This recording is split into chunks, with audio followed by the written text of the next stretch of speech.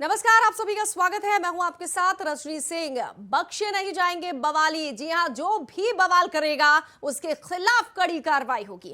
कानपुर में बीते शुक्रवार को हुई जुमे की नमाज के बाद हुई हिंसा के मामले में लगातार गर्माता जा रहा है ये मामला। कोर्ट ने हिंसा के मास्टरमाइंड जफर हयात हाशमी समेत 4 आरोपियों को 14 दिन की न्यायिक हिरासत में भेज दिया है।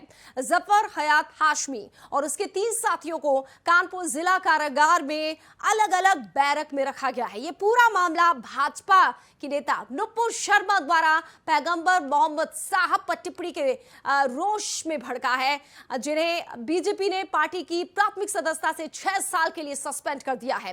कानपुर में हुए बवाल की जांच की कमान अब एटीएस ने संभाल ली है। माना जा रहा है कि गिरफ्तार किए गए जौहर फैंस एसोसिएशन के अध्यक्ष जफर हयात हाशमी के पीपल फ्रंट ऑफ इंडिया यानी पीएफआई से कनेक्शन है, इसलिए एटीएस टीम को इस मामले में लगाया गया है। साजिश का खुलासा करने के लिए 2 एसआईटी भी गठित की गई है। तो आज इसी पर हम डिबेट करेंगे कि आखिर जो बवाली है उनको लेकर क्या कुछ सरकार कार्रवाई लगातार कर रही है, क्योंकि गिरफ्तारियां भी हो गई हैं, रिमांड पर भी लिया जा रहा है, कई लोगों पर केस दर्ज हुए हैं, संपत्ति भी कुर्क होगी, गैंगस्टर के तहत कार्रवाई भी होगी। तो दूसरी तरफ अब एटीएस की एंट्री हो चुकी है। नुपुर शर्मा को भी 6 साल के लिए निष्कासित कर दिया गया है। तो इन तमाम पहलुओं पर हम आज करेंगे चर्चा।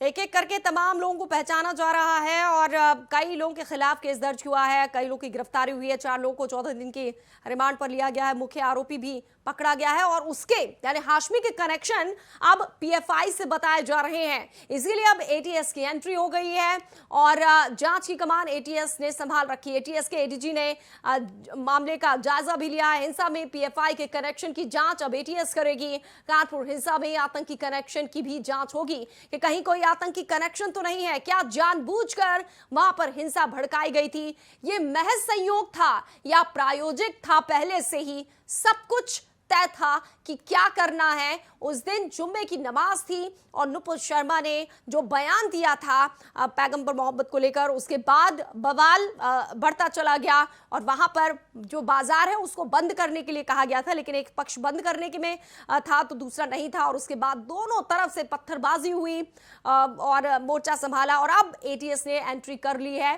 तो देखने वाली बात होगी कि जो कनेक्शन बताया जा रहा है मुख्य आरोपी का आतंकियों से, पीएफआई से, उसको लेकर अब क्या कुछ सरकार करती है।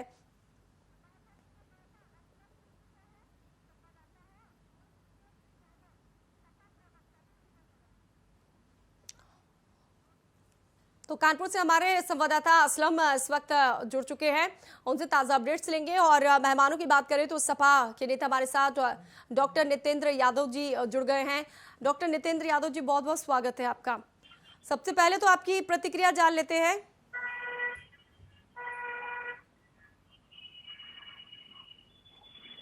डॉक्टर नितेंद्र यादव। रजनी जी, ऐसा है, देखिए कानपुर का ये जो मामला है वास्तव में ये बहुत ही गंभीर और एक तरीके से इसको ये कहा जाए कि ये प्रायोजित था।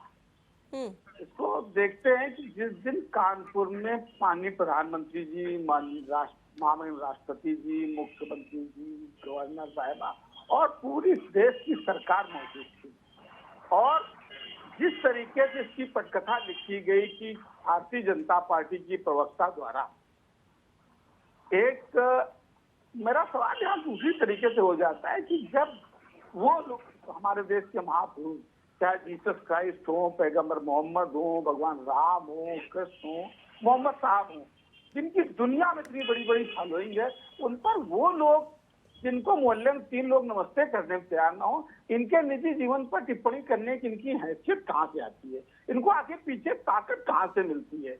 और जिस तरीके से ये पूरे प्लांट वे में किया गया और फिर भारतीय जनता पार्टी के कानपुर के जो ऐसी हैं, उन्होंने पूरी ताकत के साथ 3 तारीख को प्रदर्शन करने के लिए सोशल मीडिया में भी और पोस्टर लगाए, बाकायदा प्रशासन को इंटीमेट किया 3 तारीख को प्रदर्शन करूंगा।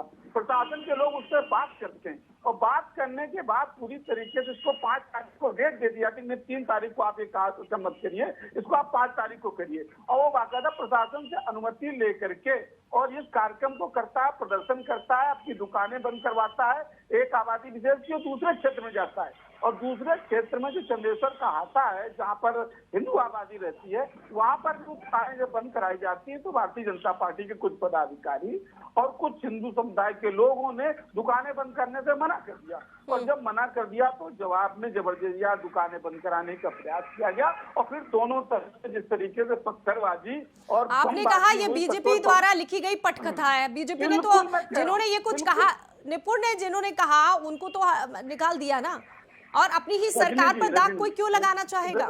रजनी जी हमारे साथ बीजेपी के नेता जुड़ गए हैं। प्रदीप सिन्हा साहब, स्वागत है सर आपका। मेरा सवाल भी सुन लीजिए, इसके बाद आप बीजेपी प्रवक्ता से पूछिएगा। मेरा सिर्फ ये कहना है कि इतनी बड़ी घटना होने के बाद इसके बयान के और सिर्फ निकाल देना, ये कौन सी कार्रवाई है? उसके खिलाफ कार्रवाई कौन क्यों नहीं हुई? इसकी वजह से आज पूरा कानपुर का अमन चैन समाप्त हो गया। ठीक है, आप बता दीजिए क्या कार्रवाई होनी चाहिए, आप बताइए कौन सी मांग है आपकी कार्रवाई के नाम पर?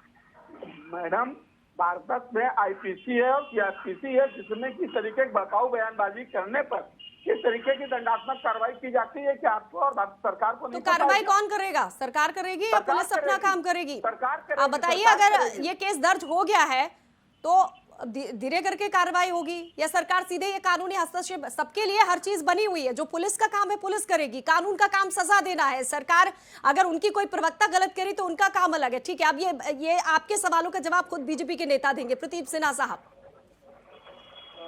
प्रदीप सिंह है मैम, प्रदीप सिन्हा नहीं है। दूसरा, ये जो बात प्रदीप व्यास भड़काऊ बयान देने के लिए उसके पहले क्यों ये स्थिति पहुंची? देखिए, आज नुपुर जी को जो है निष्कासित कर दिया गया है, जांच जारी है। ये एक पक्ष का तो रख रहे हैं नितिन यादव जी, बहुत बड़ी बड़ी बातें। जब तक मैं जुड़ा नहीं था मैं देख रहा था और देखा कि बहुत ही ज्यादा उद्वेलित हैं और ये हमारी पार्टी पे आरोप लगा रहे हैं। तो आप भाई साहब बड़े समझदार निकले आप तो।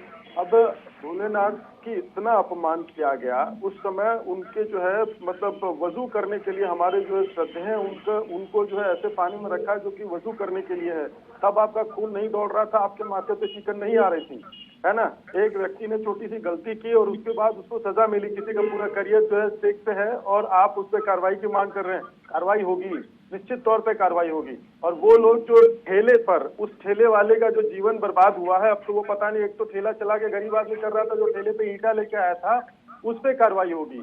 जिन लोगों ने अपने सीसीटीवी के कैमरे की हार्ड डिस्क फॉर्मेट की है, उन पे कार्रवाई होगी। जिन्होंने पीएफआई का लिटरेचर बांटा है, उस पे कार्रवाई होगी। चाहे वो किसी पार्टी का हो, जिसने भी शांति भंग करने का प्रयास किया, उन सब पे कार्रवाई होगी। निश्चिंत रहें आप। हमारे साथ मोहम्मद असलम, हमारे संवाददाता भी है ग्राउंड जीरो पर। मोहम्मद असलम, अभी तक इस पूरे मामले को लेकर क्या कुछ कार्रवाई हुई? कितने लोग की गिरफ्तारी अब तक और ज्यादा हो चुकी है? एटीएस की टीम भी वहां पर पहुंची थी। जी बिल्कुल, बेगनगंज हिंसा मामले में अब तक 29 लोगों की गिरफ्तारी हो चुकी है, जिसमें कि 4 मुख्य आरोपी बनाए गए हैं, जिसमें कि हयात जफर हाशमी कल जो उसको कोर्ट में पेश किया गया था और कोर्ट में पेश करने के बाद उसको 14 दिन की न्यायिक हिरासत में भेजा गया है, जहां पर उससे और भी ज्यादा गहनता से पूछताछ होगी, क्योंकि कहीं ना कहीं जो पीएफआई कनेक्शन है वो सामने आ रहे थे। और इसके बाद यहाँ पर जो एटीएस के एडीजी हैं नवीन अरोड़ा, उनको भेजा गया है और कई जो है तेज तर्रार आईपीएस अफसर इस पूरे मामले को देखने के लिए लगाए गए हैं, ताकि इसके जांच में किसी भी तरह की कोई कोर कसर न रहे और जांच बेहतर तरीके से हो सके। नवीन अरोड़ा जब यहाँ पर कल पहुंचे थे, उसके बाद से ही वहाँ पर जो स्पॉट था वहाँ पर गए थे और पूरी जांच की थी और जो आरोपी हैं उनके घरों पर भी गए थे, पूछताछ की थी। इसके अलावा जो आरोपी हैं उनके पास से कई डॉक्यूमेंट्स मिले हैं, जिसमें मामला संदिग्ध लग रहा है पुलिस को, जिसके बाद और भी जांच तेज कर दी गई है और जो उसकी बैंक अकाउंट है उसको भी खंगाला जा रहा है और काफी गहनता से जांच की जा रही थी। कोई कहीं टेरर फंडिंग तो इसमें नहीं हो रही थी, तो कहीं ना कहीं जो जांच का विषय, अभी जो जांच है वो चल रही है। और इस पूरे मामले में आज जो आरोपी हैं जो पकड़े नहीं गए हैं, उनके पोस्टर भी चस्पा कर दिए जाएंगे वहां पर जिस इलाके में घटना हुई थी, गली मोहल्लों में। तो कहीं ना कहीं जो अभी जो कार्रवाई का सिलसिला है वो अभी जारी है। जी डॉक्टर नितेंद्र यादव जी, देखिए लगातार जो भी बवाल करने वाले बख्शा नहीं जाएगा। अगर निपुण शर्मा की वजह से बवाल शुरू हुआ है, उनको हटा दिया गया है। अगर फील्ड पर जो अधिकारी काम कर रहे थे, रवीना त्यागी, उन्होंने ठीक से काम नहीं किया है, उनके खिलाफ भी अब जो है गाज गिर चुकी है। हर तरफ से तो कार्रवाई हो रही है। जो जिन्होंने बवाल किया वो जेल में जा रहे हैं, गिरफ्तारियां भी हो रही हैं, गैंगस्टर के तहत कार्रवाई भी हो रही है। ऐसा पहले कभी हुआ है इस तरीके से? हमें निश्चित रूप से रजनी जी, आपकी बात बिल्कुल सही है कि एक तरफ से जो लोग भी इस पर दोषी थे, वो एक तरफ से तो कार्रवाई हो रही है, निश्चित रूप से मैं कह रहा हूँ, इस पर कोई संदेह नहीं है। लेकिन जो आपकी फुटेज जो सामने दिखाई पड़ रहा है, जो पुलिस की तरफ से सामने से बम चलाए जा रहे हैं, जो लड़के सामने चल रहे हैं, जो इधर से जवाबी कार्रवाई हो रही है, क्या इधर से, और जहाँ से शुरुआत हुई थी, क्या इन लोगों पर भी कोई कार्रवाई होगी? मेरा सिर्फ इतना जानना है। बाकी तो ठीक है, पुलिस एक कार्रवाई कर रही है, और कोई भी हो जो शहर का अमन चैन बिगाड़ेगा, जो भी बवाल करेगा, जो भी बलवा करेगा, उसके खिलाफ कार्रवाई होनी चाहिए। इस पर किसी को कोई संदेह नहीं है। प्रशासन इस समय मौजूदा समय पर और तेजी से काम कर रहा है, लेकिन इस पर जब पहले से इनपुट मौजूद थे, उसकी नोटिस थी और LIU इंटेलिजेंस की खबरें थी, और माननीय महामहिम जैसे और प्रधानमंत्री जी जब इस प्रदेश के मौजूद थे शहर में, उस समय ये जो लापरवाही हुई, मेरा सिर्फ ये कहना है कि ये पुलिस की लापरवाही, प्रशासनिक असफलता थी, भारतीय जनता पार्टी की पूरी तरीके से असफलता थी। और अब जो कार्रवाई हो रही है, इस पर एक साइड से तो कार्रवाई बहुत अच्छी हो रही है, उनके लोग गिरफ्तार हो गए, और लोग भी, चूंकि मैं कानपुर में लोकल में मौजूद हूँ, मैं इसके बहुत सारे फैक्ट जान रहा हूँ। इसको जो व्यक्ति जफर हयात हाशमी है, इसके पहले भी इसके बाद के ऊपर 2 बार कार्रवाई होनी थी, जब PA के खिलाफ किया था, एक चकेरी थाने में घटना हुई थी।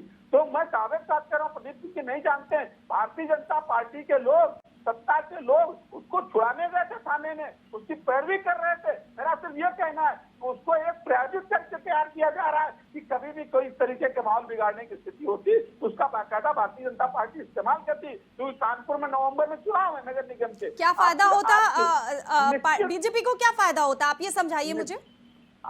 रजनी जी, निश्चित रूप से जब भी हिंदू मुस्लिम राइट्स होंगे कानपुर महानगर में, तो निश्चित रूप से 2 समुदायों का ध्रुवीकरण होता है, और जब 2 समुदायों का ध्रुवीकरण होता है तो सिर्फ और सिर्फ भारतीय जनता पार्टी को। आप ध्रुवीकरण की राजनीति की बात कर रहे हैं डॉक्टर नितेंद्र यादव जी, लेकिन ये भी तो बताइए, अगर किसी सरकार में ऐसा होता है तो सरकार के ऊपर भी तो दाग लगते हैं। कोई अपनी ही सरकार पर दाग क्यों लगाएगा? दाग अच्छे हैं रजनी जी, दाग बिल्कुल अच्छे हैं। ये लोग इतने बेशरम हैं कि इनको फायदा मिले, फिर तो ये कीचड़ में भी कूद जाएंगे, क्योंकि इनका कहना है कि कीचड़ में कमल खिलता है। ये कीचड़ में खिलने वाले लोग हैं। अगर इनको फायदा हो रहा है तो ठीक है। प्रदीप जी जवाब दे रहे हैं। प्रदीप जी, गंभीर आरोप लग रहे हैं आप लोगों के ऊपर। मैं नाम बता सकता हूँ, वो व्यक्ति जो सरकार में आयोग का सदस्य है और जो थाने छुड़ाने गया था, मैं नाम भी बता सकता हूँ। बताइए सर। क्योंकि भारतीय जनता पार्टी का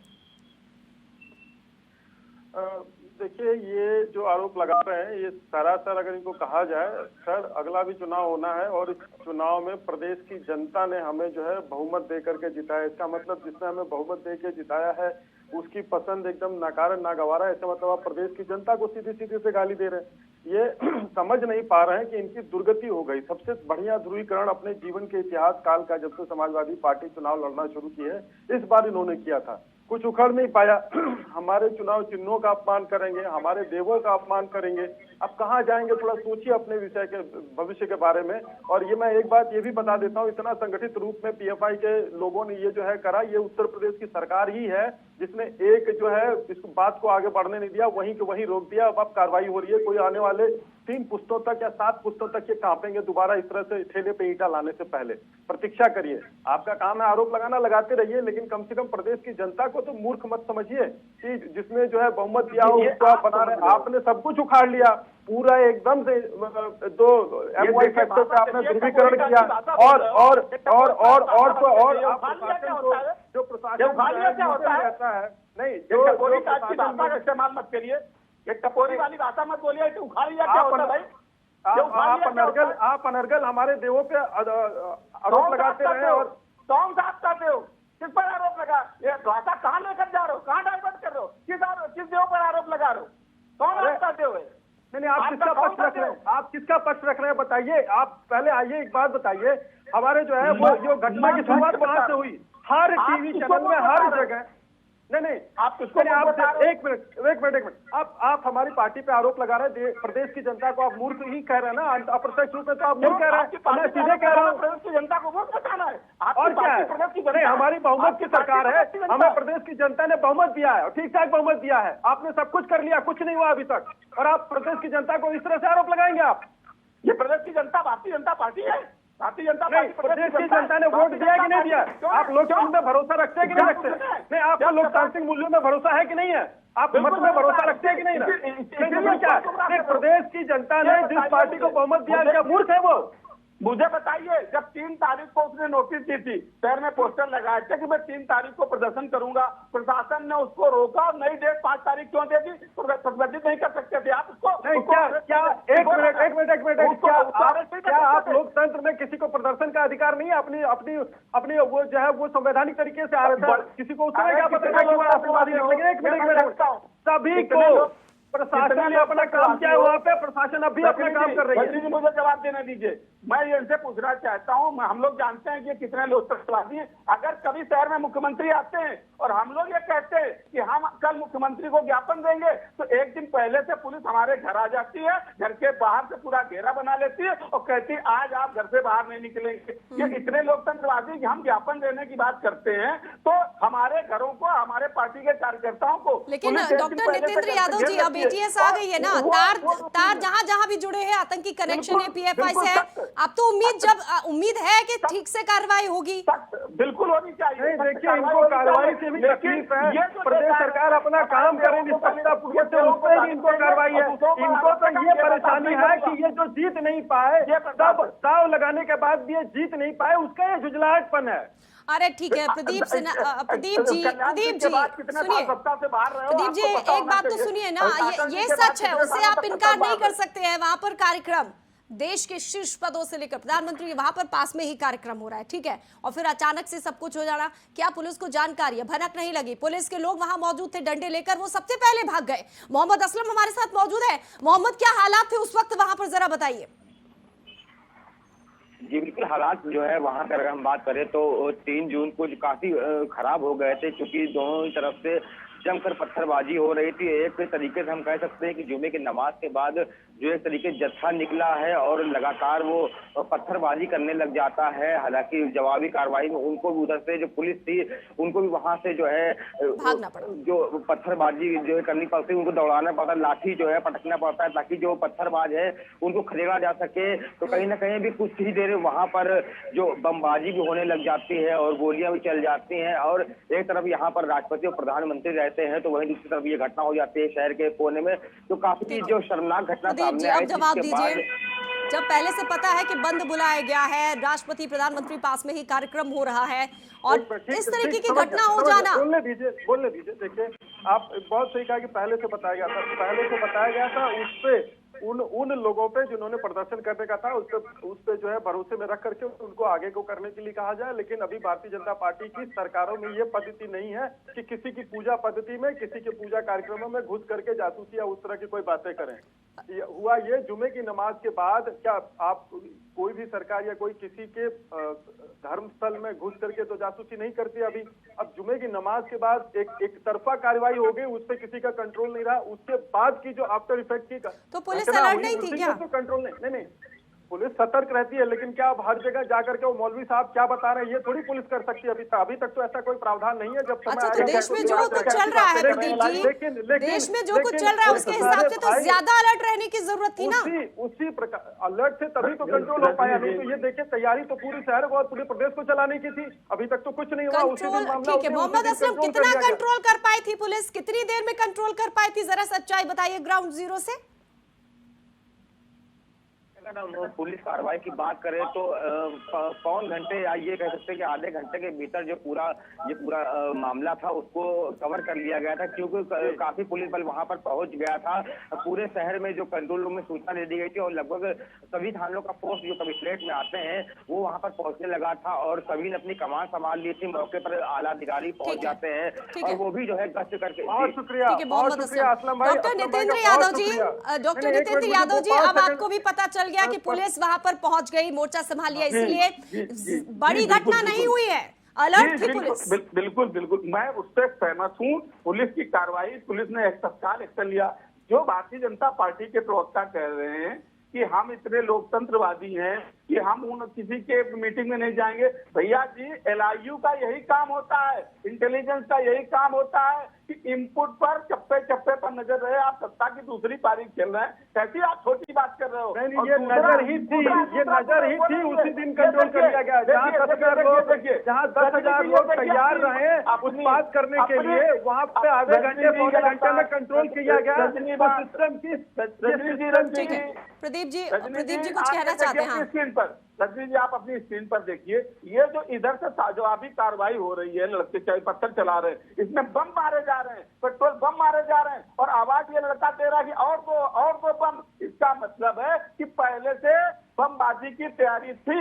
इस पर कार्रवाई कब होगी? मेरा तो नितेंद्र जी, बेनकाब तो हो रहे हैं ना लोग, इतने लोगों की गिरफ्तारियां हो चुकी हैं, गैंगस्टर के तहत कार्रवाई, केस दर्ज, कार्रवाई तो हो रही है कि नहीं हो रही है? बताइए मुझे, हर तरीके से हो रही है।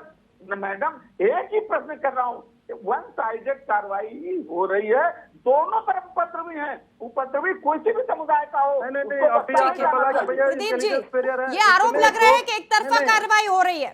नहीं, ये आरोप निराधार है। संख्या जिसकी ज्यादा है इसलिए कार्रवाई जिधर हो रही है, आपको लग रहा है ज्यादा हो रही है। प्रदेश सरकार निष्पक्ष रूप से कार्रवाई कर रही है। नाम क्या अपराधी का नाम बताना, ये नहीं।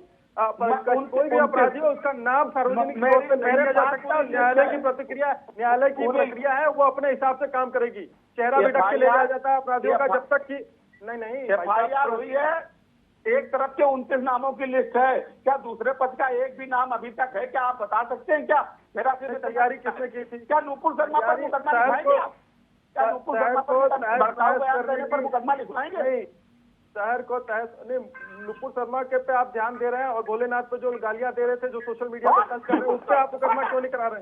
इस तरह की बात की, भोलेनाथ पर कितना आरोप लगाया? ज्यादा गर्म मत होइए, आपकी असलियत पता है कितने लोगों को। अरे शांत रहो, ज्यादा गर्म मत हो। उसके पहले भोलेनाथ पे इतनी आपत्ति हुई, तुम्हारी तकलीफ नहीं हो रही थी? तुम्हें तकलीफ हुई क्यों नहीं? बोला कर रहा मुद्दे को अभी चलाओ, नहीं तो आके बता दूंगा तुम्हें। अभी इस बात से नहीं चलेगा। दोनों संयम बरते हैं, तुमने क्या किया? डिबेट में दोनों संयम बरते हैं, भाषा का ध्यान रखें, क्योंकि पार्टियों में अनुशासन सिखाया जाता है। एक कार्रवाई तो अभी हाल ही में हुई है, फिर ऐसा ना हो कि आगे भी हो जाए। मैं मुकदमा लिखवाऊंगा। मेरे ऊपर आरोप लगा रहे हैं कि मैंने भोलेनाथ को गाली दी। मैं आज के चैनल पर तो बोला है, आप डिबेट को रिपीट करेंगे। मैं एडवोकेट हूँ, मैं इनके ऊपर मुकदमा लिखवाऊंगा। इन्होंने कैसे झूठ बोला? मैंने कब भोलेनाथ को गाली दी? नहीं, मैंने ये कहा कि भोलेनाथ पे इतने लोग आ करके आप टिप्पणी कर रहे थे, आपको क्यों नहीं तकलीफ हुई? आपने क्यों नहीं कार्रवाई? आपने क्यों नहीं उनके प्रति? मैंने गाली दी? तुमने क्यों बोला? मैं तुम्हारे खिलाफ नुपुर शर्मा के लिए आप इतने उछल क्यों रहे? आप उन लोगों पे क्यों नहीं मुकदमा दिखाया? ये भारतीय जनता पार्टी के लोगों का चेहरा है। चैनल पर के झूठ बोलोगे? आप मेरे ऊपर आरोप लगा रहे हो, मैंने बोला आपको गाली दी। तुम्हारी तरह आनी चाहिए तुम्हें। नहीं, जो मैं तुम्हारे खिलाफ अपनी चैनल की मैं निकलवाऊंगा। और प्रदीप जी, शिष्टाचार संयमित मर्यादा में रहकर कम से कम बात करें तो ज्यादा बेहतर होगा। अभी हाल ही में देखा ना, एक प्रवक्ता के ऊपर कार्रवाई हो चुकी है। रजनी जी, आप ये बताइए कि ये प्रदीप सिंह बोल रहे हैं आपके चैनल में बैठे कि मैंने को गाली दी, क्या मेरे आराध्य नहीं है? चलिए ठीक है, अब क्योंकि जांच की कमान ATS ने संभाल ली है, उम्मीद ये की जा रही है कि जल्द से जल्द इस पूरे मामले पे से पर्दा उठेगा। क्या आतंकियों से कनेक्शन है, क्या प्रायोजित थी या महज संयोग था? शुक्रिया दोनों ही नेताओं का, डॉक्टर नितेंद्र यादव, प्रदीप जी और मोहम्मद असलम हमारे संवाददाता। बहुत बहुत शुक्रिया ग्राउंड जीरो से ताजा अपडेट्स हम तक पहुंचाने के लिए। तो बख्शे नहीं जाएंगे बवाली, खास पेशकश में इतना ही। तमाम अहम खबरों के लिए आप बने रहिए हमारे साथ।